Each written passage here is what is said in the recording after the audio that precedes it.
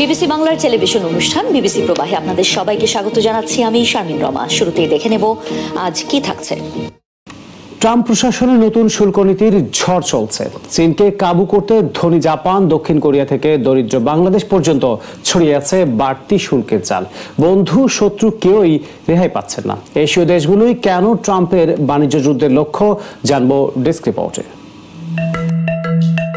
Trump প্রশাসন ট্রাম্পের বাণিজ্য নীতি মোতাবেক চীন সহ 14টি এশীয় দেশে নতুন শুল্ক আরোপের চিঠি পাঠিয়েছে রোববার। মোট 23টি দেশের তালিকায় প্রায় 2/3 এশিয়ার। এই শুল্ক নীতির মূল লক্ষ্য যুক্তরাষ্ট্রের বিপুল বাণিজ্য ঘাটতি কমিয়ে আমেরিকান শ্রমিক ও ব্যবসাকে সুরক্ষা দেয়া।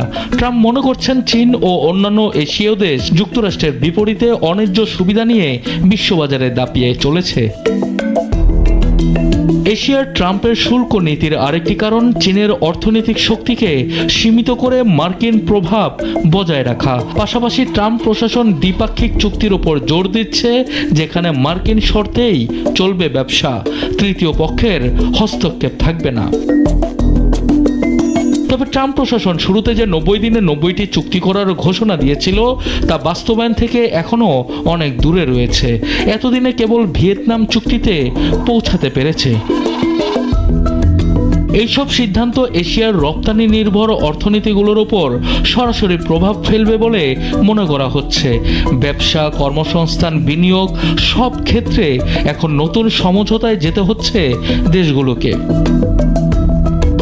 ট্রাম্প চীনকে চাপে ফেলতে চাচ্ছেন, আর সেজন্য তিনি এমন দেশগুলোকে টার্গেট করছেন যেগুলো চীনের বড় বিনিয়োগ পায়। এশিয়ার ময়দানে দীর্ঘদিন ধরেই যুক্তরাষ্ট্র ও চীনের রাজনৈতিক প্রতিদ্বন্দ্বিতা হচ্ছে। ট্রাম্পের এই শুল্ক কৌশলে চীন সুযোগ পাচ্ছে।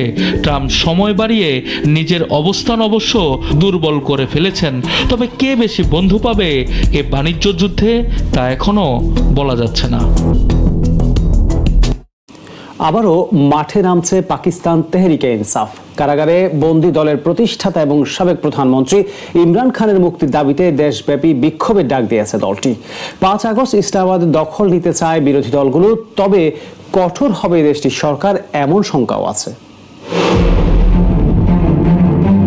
কারাগারে বন্দী পাকিস্তানের সাবেক প্রধানমন্ত্রী ইমরান খানকে মুক্ত করতে আগামী 5 আগস্ট দেশব্যাপী বড় বিক্ষোভের ডাক দিয়েছে পাকিস্তান তেহরিকি ইনসাফ। দলের নেতারা ইসলামাবাদে বৈঠক করে অনানুষ্ঠানিকভাবে আন্দোলন শুরুর দিন নির্ধারণ করেছে। ইতোমধ্যে লাহোরে পৌঁছেছেন পিটিআইয়ের শীর্ষ নেতৃত্ব। খাইবার পাখতুনখোয়ার মুখ্যমন্ত্রী আলী আমিন গান্দাপুরের লাহোর সফরকে আন্দোলনের আনুষ্ঠানিক সূচনা হিসেবে মনে করা হচ্ছে। আন্দোলনের সময় অস্ত্র বহন করবেন বলে জানিয়েছেন গান্দাপুর।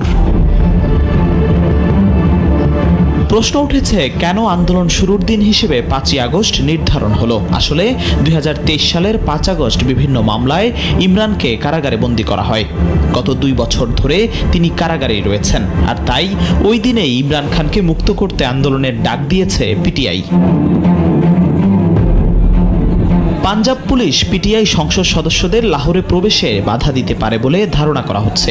এমনটি হলে অবরুদ্ধ স্থানে অবস্থান কর্মসূচি পালন করবেন বলে জানিয়েছেন পিটিআই নেতারা।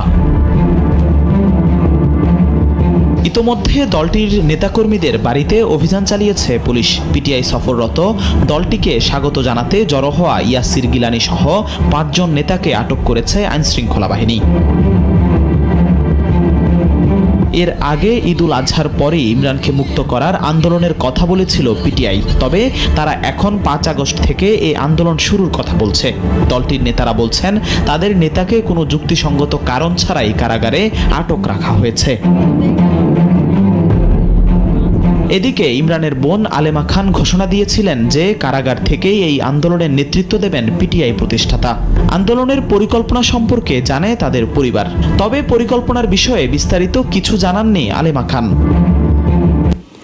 চাঁদের বিবর্তনের অজানা অধ্যায়ে নতুন আলোকপাত করল চীনের চ্যাং-এ-6 নভোযান। দূরবর্তী চন্দ্রপৃষ্ঠ থেকে সংগ্রহ করা নমুনা বিশ্লেষণে মিলছে আগ্নেয়গিরি, চৌম্বক ক্ষেত্র ও পানির নতুন ইঙ্গিত। চাঁদের ইতিহাস নিয়ে গবেষণায় এই আবিষ্কারকে দেখা হচ্ছে যুগান্তকারী সাফল্য হিসেবে। চাঁদের অন্ধকার অংশের রহস্য ভেদে বিরল সাফল্য পেয়েছে চীনের চ্যাংএ-6 মিশন। 2024 সালে চাঁদের দক্ষিণ মেরুর আইটক্যান অববাহিকা থেকে প্রায় 2 কেজি মাটির নমুনা নিয়ে পৃথিবীতে ফেরে এই চন্দ্রযান। চীনের একাডেমি অব সায়েন্সেসের গবেষকরা জানান, এই নমুনা বিশ্লেষণে প্রথমবারের মতো প্রমাণ মিলেছে চাঁদের ওই অংশে একসময় সক্রিয় ছিল আগ্নেয়গিরি। প্রায় 420 কোটি থেকে 280 কোটি বছর আগে এইসব ভূতাত্ত্বিক কার্যকলাপ ঘটেছিল। বিজ্ঞানীরা আরও বলেন, এই নমুনায় প্রাচীন চৌম্বক ক্ষেত্রের চিহ্ন পাওয়া গেছে, যা ইঙ্গিত দেয় চাঁদের ভেতরে একসময় শক্তিশালী লুনার ডায়নামো ছিল।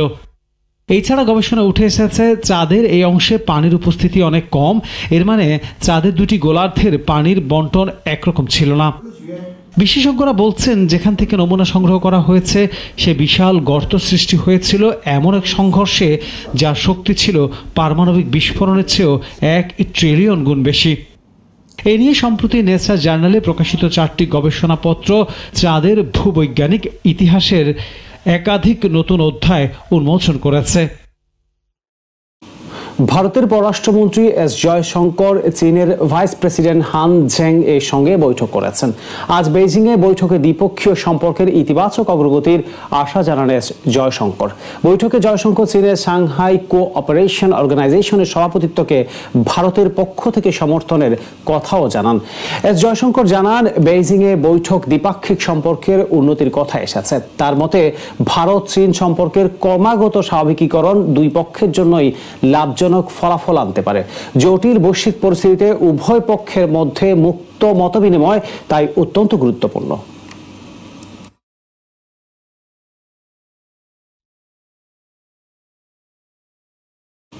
সিরিয়ার দক্ষিণাঞ্চলে সাম্প্রদায়িক সংঘাতে অন্তত 30 জন নিহত হয়েছেন। উত্তেজনা প্রশমনে কর্তৃপক্ষ সেখানে সরকারি বাহিনীর সদস্যদের মোতায়েন করছে। সুয়েদা শহরে বেদুইন সুন্নি ও ধর্মীয় সংখ্যালঘু গোষ্ঠী দ্রুজের যোদ্ধাদের মধ্যে সংঘর্ষে বহু মানুষ আহত হয়েছেন।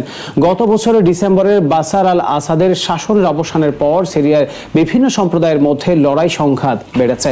ইসলামপন্থীদের নেতৃত্বে একটি নতুন সরকার দেশটিতে নিজেদের নিয়ন্ত্রণ প্রতিষ্ঠায় চেষ্টা চালিয়ে যাচ্ছে, যদিও পরিস্থিতি এখনো বেশ নাজুক।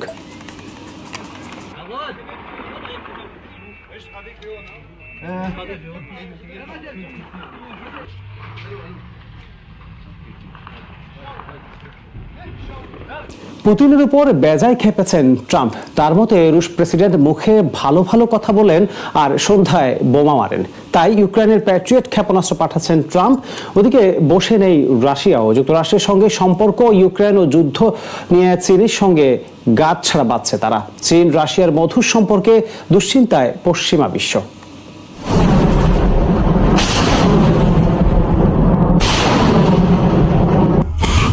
রাশিয়া ইউক্রেন যুদ্ধ নিয়ে আবারও উত্তপ্ত হয়ে উঠছে আন্তর্জাতিক মঞ্চ। একদিকে মার্কিন প্রেসিডেন্ট ডোনাল্ড ট্রাম্প ইউক্রেনকে প্যাট্রিয়ট ক্ষেপণাস্ত্র দেওয়ার ঘোষণা দিয়েছেন, অন্যদিকে চীন ও দক্ষিণ কোরিয়ার সাথে বন্ধুত্ব জোরদার করছে রাশিয়া। 2.5 বছর পেরিয়ে গেলেও রাশিয়া ইউক্রেন যুদ্ধের উত্তেজনার আগুন যেন এখনও তুঙ্গেই। রবিবার এই যুদ্ধে ইউক্রেনের আত্মরক্ষার জন্য প্যাট্রিয়ট ক্ষেপণাস্ত্র পাঠানোর ঘোষণা দেন মার্কিন প্রেসিডেন্ট ডোনাল্ড ট্রাম্প। তবে এই সামরিক সহায়তা নিছক দান নয়। ইউরোপীয় ইউনিয়নের ঘাড়ে বন্দুক রেখেই মূলত ইউক্রেনকে প্যাট্রিয়ট দিচ্ছেন ট্রাম্প। তিনি জানান, এই ক্ষেপণাস্ত্রের সম্পূর্ণ ব্যয় ইউরোপীয় ইউনিয়নকেই পরিশোধ করতে হবে। অন্যদিকে বসে নেই রাশিয়াও। চীন ও দক্ষিণ কোরিয়ার সাথে প্রকাশ্যে একজোট হয়ে যুদ্ধ পরিস্থিতিকে নিজেদের কৌশলে কাজে লাগানোর চেষ্টা করছে তারা। ইউক্রেন যুদ্ধ ও যুক্তরাষ্ট্রের সঙ্গে উত্তেজনার ভবিষ্যৎ নিয়ে একই দিনে বেইজিংয়ে আলোচনায় বসে রাশিয়া ও চীনের পররাষ্ট্রমন্ত্রীরা। চীন জানায়, পারস্পরিক শক্তি ও পুনরুজ্জীবনের ভিত্তি গড়ার একটি ধাপ ছিল এই বৈঠকটি। রাশিয়া সামরিক শক্তিতে এবং চীন অর্থনৈতিক ও প্রযুক্তিগত অগ্রগতিতে ব্যাপক প্রভাব বিস্তার করছে। দুই পরাশক্তি এক হলে ট্রাম্পের দুশ্চিন্তা বাড়বে তা বলাই বাহুল্য। আবার ইউক্রেন যুদ্ধে মস্কোর যে কোনো পদক্ষেপেই নিঃশর্ত সমর্থনের ঘোষণা দিয়েছেন উত্তর কোরিয়ার প্রেসিডেন্ট কিম জং উন। ট্রাম্পের ক্ষেপণাস্ত্র ঘোষণা এবং চীন রাশিয়ার কৌশলগত সংলাপ ইঙ্গিত দেয় যে এই যুদ্ধ যতটা না সামরিক তার চেয়েও বেশি কূটনৈতিক। যদি প্রশ্ন করা হয় ইসরায়েলের সবচেয়ে শক্তির জায়গা কি, নিঃসন্দেহের উত্তর হবে তাদের ইন্টেলিজেন্স বা গোয়েন্দা তৎপরতা। তেহরান থেকে গাজা, বৈরুত থেকে দামেস্ক, বিদেশের মাটিতে ধারাবাহিক হামলা আর টার্গেট কিলিংয়ের ঘটনায় ইসরায়েলের এই গোয়েন্দা তৎপরতা বারবার আলোচনায় এসেছে। ইসরায়েলি ইন্টেলিজেন্স কোনো একটি দল নয়, বরং বেশ কয়েকটি ইউনিটের একটি সমষ্টি। আমি সঞ্জনা চৌধুরী আজ জানাবো ইসরায়েলি ইন্টেলিজেন্স কিভাবে কাজ করে। তেহরানে সামরিক বাহিনীর ঊর্ধ্বতন কর্মকর্তা এবং পারমাণবিক বিজ্ঞানীদের টার্গেট করে হত্যা, 2024 সালের জুলাইয়ে তেহরানে হামাস প্রধান ইসমাইল হানিয়ার নিহত হওয়া বা তারও আগে দামেস্কে ইরানি বিপ্লবী গার্ড ভবনে হামলায় 13 জনের মৃত্যু, এছাড়াও 2024 সালের সেপ্টেম্বরে বৈরুতে ইসরায়েলি বিমান হামলায় হেজবুল্লাহ প্রধান হাসান নাসরাল্লাহর মৃত্যু, পেজার ও ওয়াকিটকির বিস্ফোরণে হেজবুল্লাহর সদস্যদের মৃত্যু, হেজবুল্লাহর বেশ কয়েকজন সিনিয়র কমান্ডারের মৃত্যু। এই প্রত্যেকটি ঘটনার পেছনে কাজ করেছে ইসরায়েলের একটি সুসংগঠিত এবং বিশ্বমানের গোয়েন্দা নেটওয়ার্ক। তবে ইসরায়েলের গোয়েন্দা কাঠামোকে প্রধানত 3টি স্তম্ভে ভাগ করা হয়: মোসাদ, শিন বেট ও আমান। মোসাদ মূলত আন্তর্জাতিক গোয়েন্দা অভিযানে নেতৃত্ব দেয়। এই সংস্থাটির জন্ম 1949 সালে। তাদের মিশন একটাই, বাইরের হুমকি থেকে ইসরায়েলকে রক্ষা করা। শিন বেট বা শাবাক কাজ করে অভ্যন্তরীণ নিরাপত্তা রক্ষায়, আর আমান হলো সামরিক গোয়েন্দা সংস্থা যারা প্রতিরক্ষা বাহিনীর সাধারণ দফতরের অধীনে কাজ করে। আমানের মূল কাজ হলো তথ্য সংগ্রহ ও বিশ্লেষণ করে সামরিক কমান্ডকে গোয়েন্দা তথ্য সরবরাহ করা।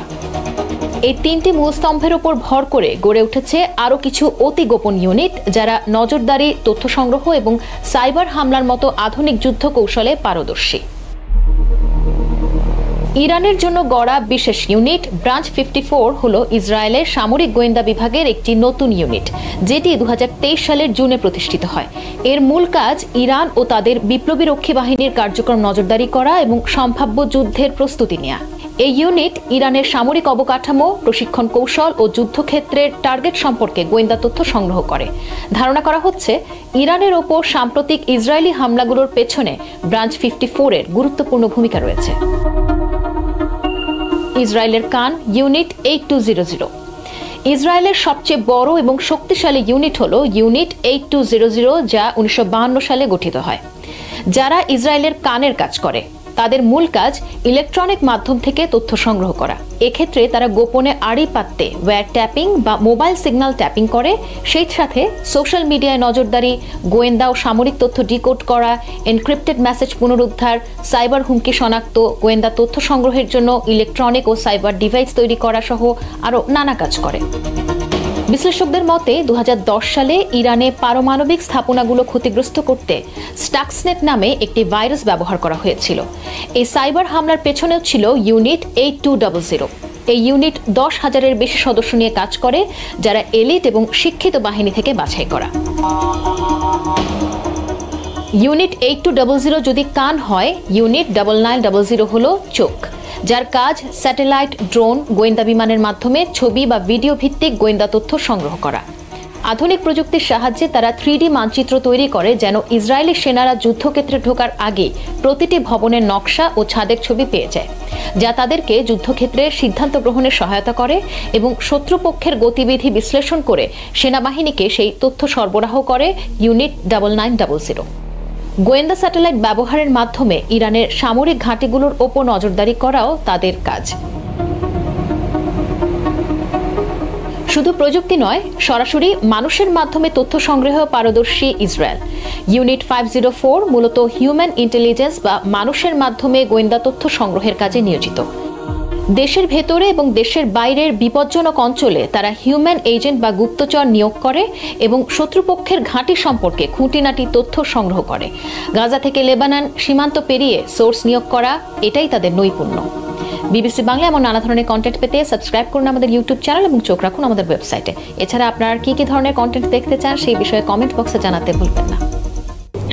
শত্রুপক্ষের পরিকল্পনা নস্যাৎ করে দেওয়া, একই সঙ্গে তাদের সামরিক কর্মকর্তা ও শক্তির উপর তীক্ষ্ণ নজরদারি রেখে সরকার প্রধানকে আগাম সতর্ক করা একটি দেশের গোয়েন্দা সংস্থার অন্যতম কাজ। আর এই কাজটি দশকের পর দশক ধরে বেশ দক্ষতার সঙ্গেই করে আসছিল মার্কিন গোয়েন্দা সংস্থা সেন্ট্রাল ইন্টেলিজেন্স এজেন্সি বা CIA, যা সুফল ভোগ করছিল দেশটির সরকার প্রধানরা। যে সক্ষমতা কাজে লাগিয়ে বিশ্বজুড়ে নিজেদের ক্ষমতাকে আরো সুপ্রতিষ্ঠিত করেছে দেশটি, এবার সে জায়গাতেই আঘাত হেরেছেন মার্কিন প্রেসিডেন্ট ডোনাল্ড ট্রাম্প।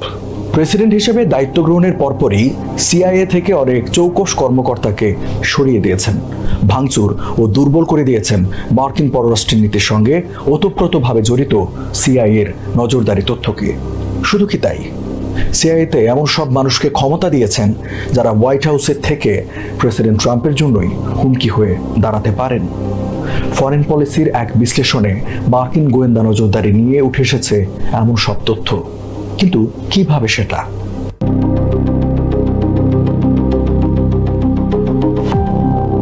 গোয়েন্দা নজরদারিতে মার্কিন আদর্শের পদাতিক বাহিনী হিসেবে কাজ করে CIA, আর সেরকমই এক আদর্শবান CIA জেনারেল ছিলেন জন সিলভেস্টার। বছর দুয়েক আগে নিজের দক্ষতার পরিচয় দিয়ে CIA-র ডেপুটি ডিরেক্টর অফ অপারেশনস হিসেবে মনোনীত হয়েছিলেন তিনি। দায়িত্ব নিয়েছিলেন গুপ্তচর বৃত্তি, গোপন অভিযান এবং আধা সামরিক অভিযান পরিচালনাকারী হাজার হাজার অফিসারের।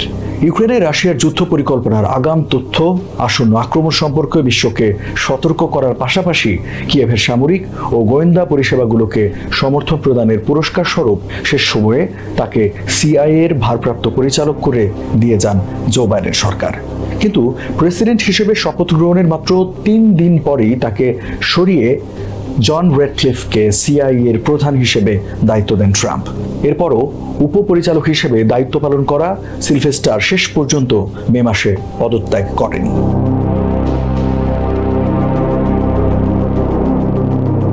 প্রশ্ন উঠেছে, সিলভেস্টারের মতো এমন অভিজ্ঞ একজন কর্মকর্তা কিভাবে এমন সিদ্ধান্ত মেনে নেন, কিভাবে হজম করেন মার্কিন জাতীয় নিরাপত্তার দায়িত্বে থাকা অপেশাদার এবং নিম্নপদস্থ ব্যক্তিদের?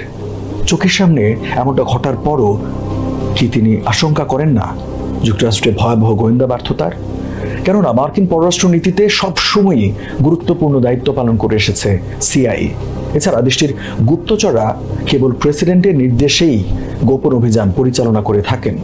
ফরেন পলিসি বলছে, এখন মার্কিন জাতীয় নিরাপত্তার জন্য সবচেয়ে বড় হুমকি অবস্থান করছেন হোয়াইট হাউসে। এই অবস্থায় তাই প্রশ্নটা ওঠেই, এই চ্যালেঞ্জ কিভাবে মোকাবেলা করবে CIA? ট্রাম্প এখন CIA-র যোগ্যতা না থাকার পরও গুরুত্বপূর্ণ পদগুলোতে বসিয়েছেন নিজের আস্থাভাজনদের, যা দিন শেষে বড় বিপদের কারণ হয়ে দাঁড়াতে পারে।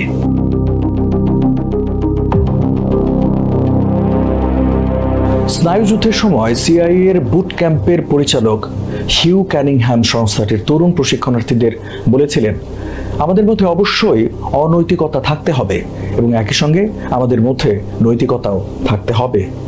আর গুপ্তচর বৃত্তির কেন্দ্রবিন্দু হিসেবেও বিবেচনা করা হয় এই অনৈতিকতা ও নৈতিকতাকে।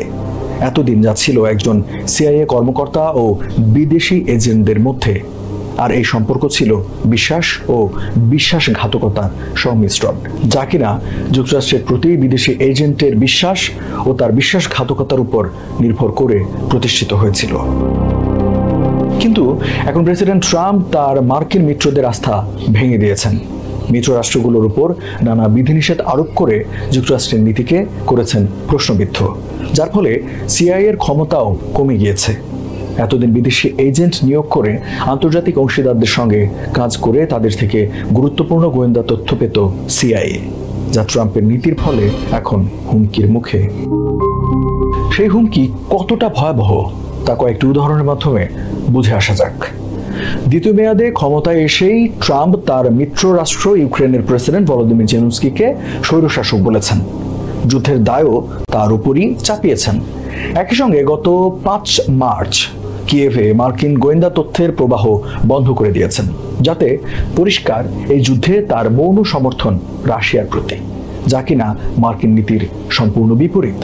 আর এটি কেবল কিয়েভের প্রতি বিশ্বাসঘাতকতা নয়, বরং 1947 সালে CIA প্রতিষ্ঠার পর থেকেই যারা ক্রেমলিনের বিরুদ্ধে লড়াই করেছিল তাদের সঙ্গেও বিশ্বাসঘাতকতার শামিল। এছাড়াও ট্রাম্প এখন মার্কিন মিত্রদের ওয়াশিংটনের সঙ্গে গোপন তথ্য ভাগাভাগি করার ব্যাপারে সতর্ক করে দিয়েছেন, যা সিআইএর গোয়েন্দাদের জন্য একরকম হুমকি।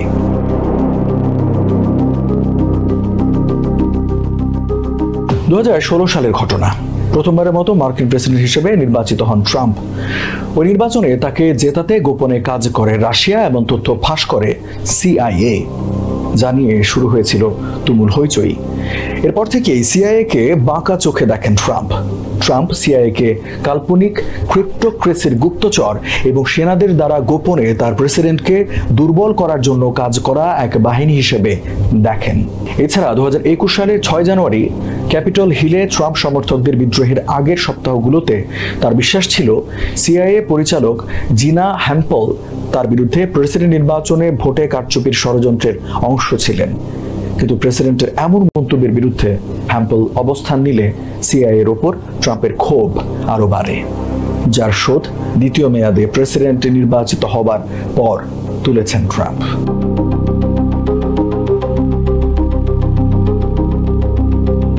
প্রেসিডেন্ট হিসেবে দায়িত্ব গ্রহণের পর ট্রাম্প রেডক্লিফকে সংস্থাটির প্রধান করেন। নতুন সিআইএ নিয়োগকারীদের বরখাস্ত করেন, ঊর্ধ্বতন কর্মকর্তাদের আগাম অবসরের জন্য টার্গেট করেন। যারা প্রেসিডেন্টকে খুশি করার জন্য গোয়েন্দা তথ্য বিকৃত করছেন তাদের সংস্থাটির দায়িত্ব দিচ্ছেন ট্রাম্প। সম্প্রতি সিলভেস্টারের উত্তরসূরি হিসেবে অবসরপ্রাপ্ত কর্মকর্তা রেড গফকে মনোনীত করেছিলেন ট্রাম্প, যার কিনা ইউক্রেন যুদ্ধে কাজ করা ও কিয়েভের প্রতি জোরালো সমর্থন ছিল। কিন্তু শেষ পর্যন্ত সে পদ থেকে সরে আসেন ট্রাম্প। তার প্রিয় একজন অতি ডানপন্থী লরা লুমার ওভাল অফিসে গিয়ে গফের বিরোধিতা করলে তার মনোনয়ন আটকে দেন ট্রাম্প।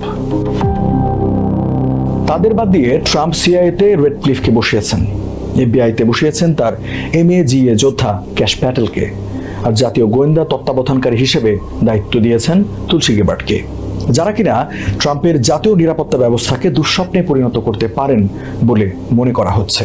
অথচ সিআইএর কর্মকর্তারা নিজেদের মুক্ত বিশ্বের গোপন সেনাবাহিনী হিসেবে দেখতেন, আর এখন তারা নিজ দেশের ভেতরেই হুমকির সম্মুখীন। ফরেন পলিসির প্রতিবেদনে বলা হয় মার্কিন প্রেসিডেন্ট নাগরিক স্বাধীনতা এবং সংবিধানকে আক্রমণ করছেন, মার্কিন জাতীয় নিরাপত্তার হাতিয়ারগুলোকে চাটুকারদের হাতে তুলে দিয়েছেন। ভেঙে পড়েছে মার্কিন পররাষ্ট্রনীতি, ভেঙে পড়েছে গোয়েন্দা তৎপরতা। এমন পরিস্থিতিতে আশঙ্কা তৈরি হয়েছে ভয়াবহ গোয়েন্দা ব্যর্থতার। এ অবস্থায় একবার কল্পনা করুন, যুক্তরাষ্ট্রে আকস্মিক আক্রমণ হলে কি হতে পারে। ইসরায়েলি হামলায় অল্পের জন্য প্রাণে বাঁচেন ইরানি প্রেসিডেন্ট মাসুদ পেজেশকিয়ান। ইরান ও ইসরায়েলের 12 দিনের সংঘাতের সময় বিমান হামলা হয়েছিল ইরানের প্রেসিডেন্ট মাসুদ পেজেশকিয়ানের উপরও। হামলায় প্রাণে বাঁচলেও সামান্য আহত হন তিনি। তেহরানের অভিযোগ, প্রেসিডেন্টকে হত্যা করার জন্য এ হামলা চালানো হয়েছিল। আল জাজিরার প্রতিবেদনে বলা হয় ঘটনাটি গত 15 জুনের। ইরানের একজন জ্যেষ্ঠ সরকারি কর্মকর্তা জানান, সংঘাত চলাকালে রাজধানী তেহরানে সুপ্রিম ন্যাশনাল সিকিউরিটি কাউন্সিলের বৈঠকে অংশ নিয়েছিলেন প্রেসিডেন্ট পেজেশকিয়ান। সেখানেই হামলা চালায় ইসরায়েলি বাহিনী। নাম প্রকাশ না করার শর্তে ওই সরকারি কর্মকর্তা জানান, ইরান সরকারের 3 বিভাগের শীর্ষ নেতাদের হত্যার জন্য ওই হামলা চালিয়েছিল ইসরায়েল।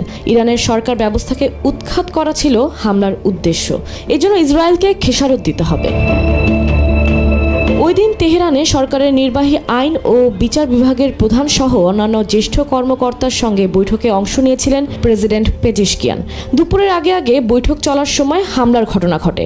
ইরানের আধা সরকারি ফার্স সংবাদ মাধ্যম 12 দিনের সংঘাত চলাকালে ঘটে যাওয়া ওই হত্যা চেষ্টা সম্পর্কে নতুন তথ্য প্রকাশ করেছে। ইরানের প্রেসিডেন্টও প্রথমবারের মতো গত সপ্তাহে এক সাক্ষাৎকারে হামলার বিষয়টি প্রকাশ্যে আনেন। ফার্স নিউজের প্রতিবেদনে বলা হয়েছে, তেহরানের পশ্চিমাঞ্চলের একটি সরকারি স্থাপনার নিচতলায় জ্যেষ্ঠ সরকারি কর্মকর্তাদের ওই বৈঠক চলছিল। ভবনটির প্রবেশমুখ আর বের হওয়ার পথে 6টি ক্ষেপণাস্ত্র নিক্ষেপ করা হয়। এর মধ্য দিয়ে ভবনটি থেকে পালানোর পথ বন্ধ এবং বাতাস চলাচল বাধাগ্রস্ত করার চেষ্টা করা হয়। ক্ষেপণাস্ত্র হামলার পরপর ওই ভবনে বিদ্যুৎ সংযোগ বিচ্ছিন্ন হয়ে যায়। তবে আগে থেকে ঠিক করে রাখা একটি জরুরি নির্গমন পথ ব্যবহার করে প্রেসিডেন্ট পেজেশকিয়ান সহ সরকারের জ্যেষ্ঠ কর্মকর্তাদের ভবনটি থেকে নিরাপদে বের করে আনা সম্ভব হয়। বের হওয়ার সময় প্রেসিডেন্ট পেজেশকিয়ানের পায়ে সামান্য চোট লাগে বলেও জানা গেছে। ইরানি প্রেসিডেন্ট পেজিশকিয়ান গত সপ্তাহে মার্কিন রক্ষণশীল উপস্থাপক টাকার কার্লসনকে একটি সাক্ষাৎকার দেন। এতে তিনি বলেন, যুক্তরাষ্ট্র আমার প্রাণনাশের চেষ্টা করেনি, এটা ছিল ইসরায়েলের কাজ। আমি তখন একটি বৈঠকে ছিলাম, যেখানে আমরা বৈঠক করছিলাম, তারা সেখানে বোমা বর্ষণের চেষ্টা করেছিল। গত 13 জুন থেকে ইরান ও ইসরায়েলের সংঘাত শুরু হয়, চলে টানা 12 দিন। ইসরায়েলের বোমা হামলায় ইরানের বেশ কয়েকজন শীর্ষ সামরিক কমান্ডার ও পরমাণু বিজ্ঞানী নিহত হন। হামলা শুরুর 1 মাস না পেরোতে ইরানের প্রেসিডেন্টের পক্ষ থেকে তাকে হত্যা চেষ্টার অভিযোগ সামনে আনা হলো।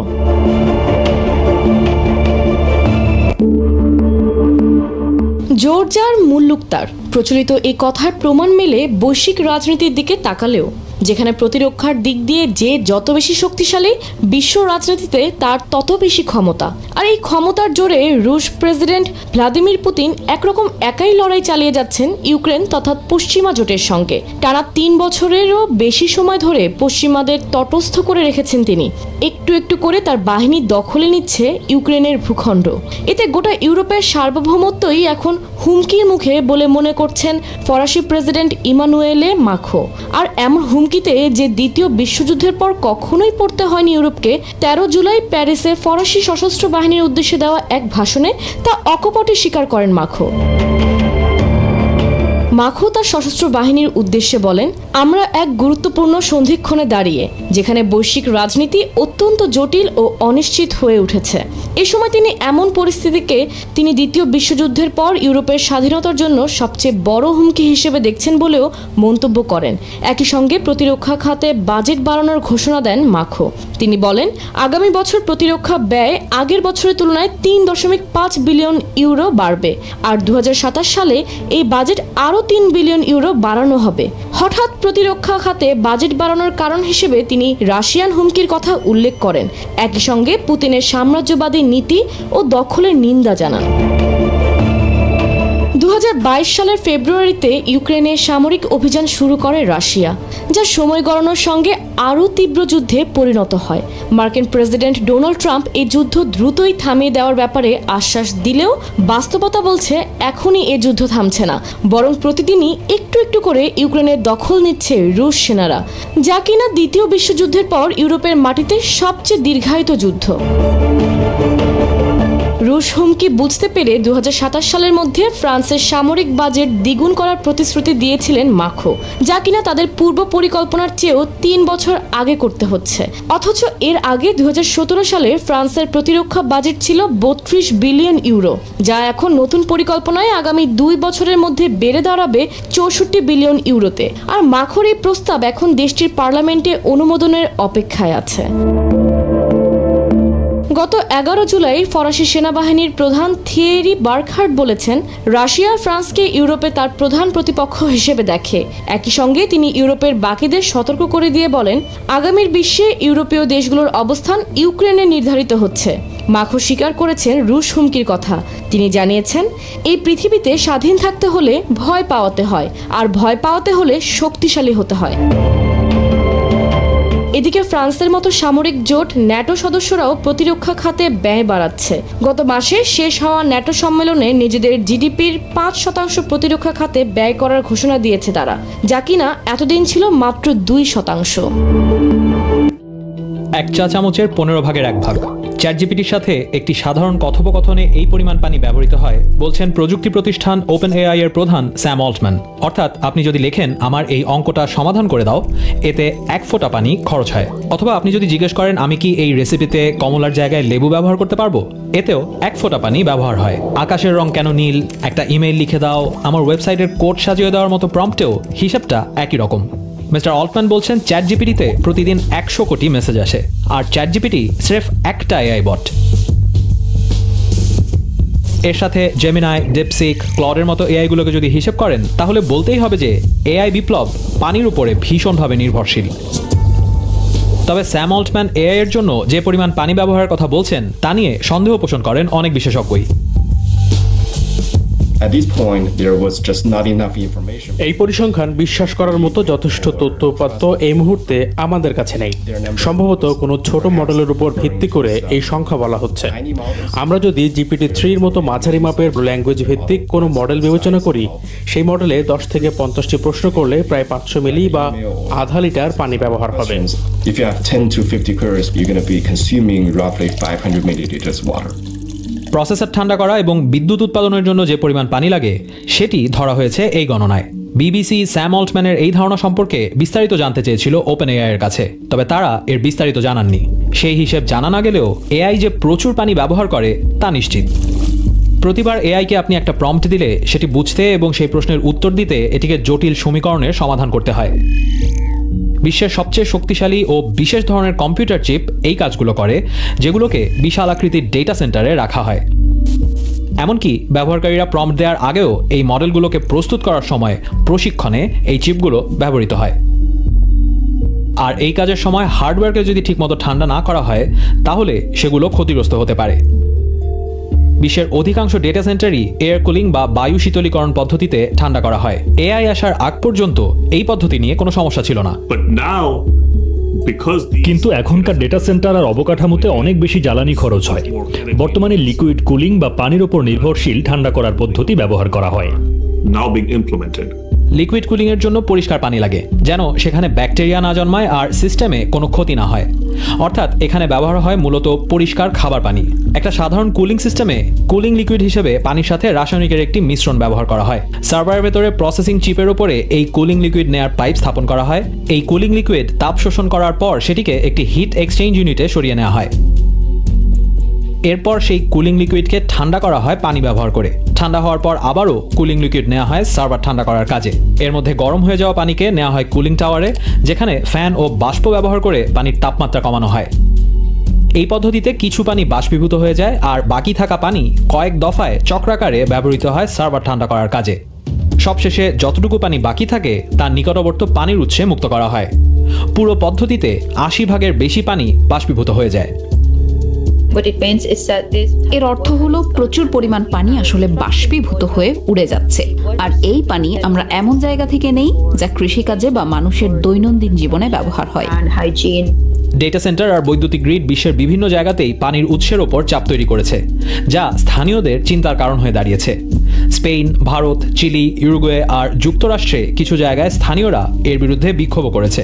আর শুধু যে ডেটা সেন্টারের ভেতরের কার্যক্রমে পানি লাগছে তাই নয়, এই সেন্টারগুলো চালাতে যে পরিমাণ বিদ্যুৎ প্রয়োজন সেই বিদ্যুৎ উৎপাদনেও প্রচুর পানি ব্যবহৃত হয়। কারণ পাওয়ার প্ল্যান্টে কয়লা, গ্যাস বা পরমাণু শক্তি ব্যবহার করে স্টিম বা বাষ্প উৎপাদন করা হয়, যার সাহায্যে ঘোরানো হয় পাওয়ার প্ল্যান্টের টারবাইন। আন্তর্জাতিক জ্বালানি সংস্থার হিসেবে এআই এর কাজ করা ডেটা সেন্টারের জন্য বিদ্যুতের চাহিদা 2030 সালের মধ্যে 400% বেড়ে 300 টেরাওয়াট আওয়ার্সে পৌঁছাবে। পুরো যুক্তরাজ্য এক বছরে এই পরিমাণ বিদ্যুৎ ব্যবহার করে। আর বিদ্যুৎ উৎপাদনের বাইরে এআই এর জন্য প্রয়োজনীয় সেমিকন্ডাক্টর চিপ তৈরির সময়ও পানি ব্যবহৃত হয়। এআই প্রযুক্তির পুরো সাপ্লাই চেইন সিস্টেমে প্রত্যক্ষ ও পরোক্ষভাবে পানি ব্যবহৃত হয়। এআই এর হার্ডওয়্যার তৈরি করতে যে কাঁচামাল লাগে সেগুলো শোধনের সময় মূলত এই পানির প্রয়োজন হয়। তবে এআই সিস্টেম তৈরি করতে ও পরিচালনা করতে কি পরিমাণ পানি লাগে তা সঠিকভাবে নির্ণয় করা বেশ কঠিন। গুগল, মেটা আর মাইক্রোসফটের বার্ষিক প্রতিবেদন পর্যবেক্ষণ করলে দেখা যায় যে তাদের ডেটা সেন্টার স্থানীয় উৎস থেকে বছরে 100 কোটি লিটার পানি ব্যবহার করে। তবে নির্দিষ্টভাবে এআই এর জন্য কতটুকু পানি ব্যবহার করা হয় সেসব প্রতিবেদনে তা বলা হয় না। বড় প্রযুক্তি প্রতিষ্ঠানগুলো এই বিষয়টি অস্বীকার করে না। গুগল, মাইক্রোসফট আর মেটা 2030 সালের মধ্যে নিজেদের ওয়াটার নিউট্রাল করার অঙ্গীকার করেছে। আমরা আশা করি তাদের ওয়াটার নিউট্রাল হওয়া সম্ভব, তবে সেই পথের এখনো অনেক বাকি। পানির ব্যবহার কমানোর জন্য যে ধরনের প্রযুক্তি প্রয়োজন আমরা আশা করি নিকট ভবিষ্যতে তা আমরা তৈরি করতে পারবো। কোনো পানি বাষ্পীভূত না করে ডেটা সেন্টার ঠান্ডা করার প্রযুক্তি তৈরিতে কাজ করছে বড় প্রযুক্তি প্রতিষ্ঠানগুলো। এমন বিষয় নিয়েও পরীক্ষা নিরীক্ষা চলছে যে ডেটা সেন্টার মানুষের বসতি থেকে দূরে সরিয়ে নেওয়া যায় কিনা। সাগরের নিচে, মেরু অঞ্চলে বা পৃথিবীর বাইরে ডেটা সেন্টার সরিয়ে নেওয়ার গবেষণাও চালাচ্ছেন বিজ্ঞানীরা। Can we actually put capacity out in space? এনটিটিতে আমরা যা নিয়ে গবেষণা করছি তা হলো এমন কোন স্যাটেলাইট মহাকাশে রাখতে পারি কিনা যা অন্তত ব্যাকআপ হিসেবে কাজ করতে পারবে। এই প্রযুক্তিতে পানির ব্যবহার কমানো সম্ভব কিনা তা নিয়ে সমালোচকরা যথেষ্ট সন্দিহান। তবে প্রযুক্তিবিদদের অনেকেই আশাবাদী এআই এর ভবিষ্যৎ আরও পরিবেশ বান্ধব হবে।